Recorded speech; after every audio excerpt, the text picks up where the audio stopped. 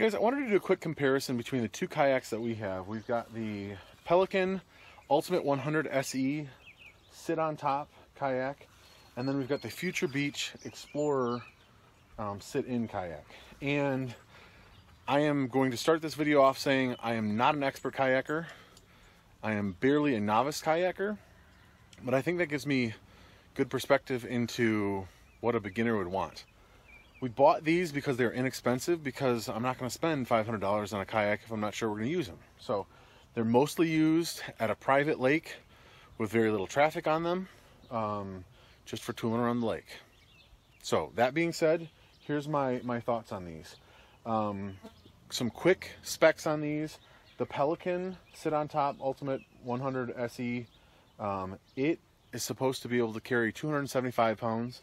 The Future Beach Explorer 10.4, 300 pounds. I'm a bigger guy. I probably am getting close to or exceeding slightly the specs on this bad boy. I can paddle around on it no problem. I'm gonna get a wet butt when I do it. So take that into account. It does have, so if you have a sit-on kayak, you know it's got the holes in it to let water in and out. It's got the back area here where you could put a water bag if you wanted to and strap it down. In the very back, it's got the plug here to let water out if you need to get water out of there, and it's got carry handles. It's very comfortable. I tend to feel like it's a little bit, the primary stability, so like when you're upright, a little bit left to right, it wobbles on you. It's, not great. Now, that being said, when you get to about here, it gets stronger and you don't feel like you're going to fall out. So I would say the stability, if you're in it for any, more than 10 minutes, you're going to realize that you're not going to fall out of it unless you really try, and it's fine. I feel like you sit a little bit higher in the water, and yeah, it's a nice kayak. I like it. Now, this one I got because we had never had a sit-in. We got these ones first. We got two of these, and then we got this one. I like this one a little bit better. Back to this one for 1 second. It's easier to get into and out of because you can kind of sit on the edge, swing your legs in, do the same thing to get out.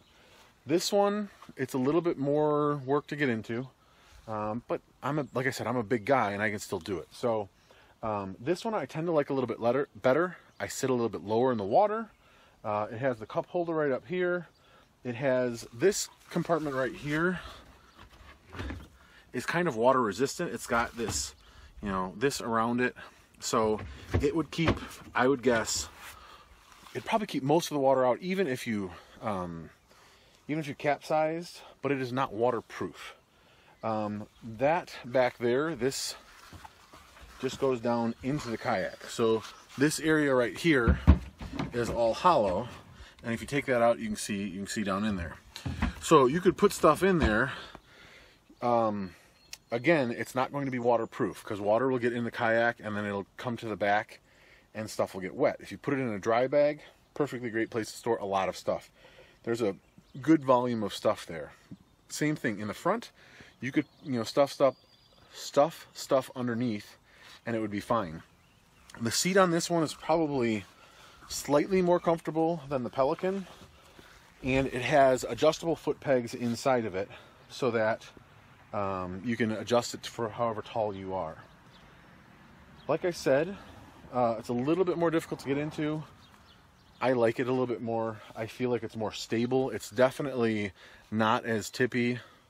Like I said, I don't feel like I'm going to fall out of this one. This one just feels more stable. I plan on adding a rod holder to it for fishing, but they're both good kayaks. I actually hope to maybe get this year another kayak, probably another sit-in one. I forget the brand. We bought both of these from Dunham's. I don't know if you guys have Dunham's where you're at, wherever you're watching this from, but Dunham's always runs their hot deals on these. So this one with tax, I think was like $206, no paddle included. This one I think was slightly less expensive, maybe like $190, no paddle included. And then they also run coupons on their paddles, so I got the adjustable paddle with the drip guards on it. So if you're looking for a great beginner kayak, either one of these would suffice. I think probably a sit-in one, if you're going to do more river kayaking, would be better, but that's just an opinion. I don't have a whole lot of experience with that. So if you've got any questions, leave them in the comments, and I'd be happy to answer them to the best of my ability. Thanks so much, and we'll see you guys in the next video.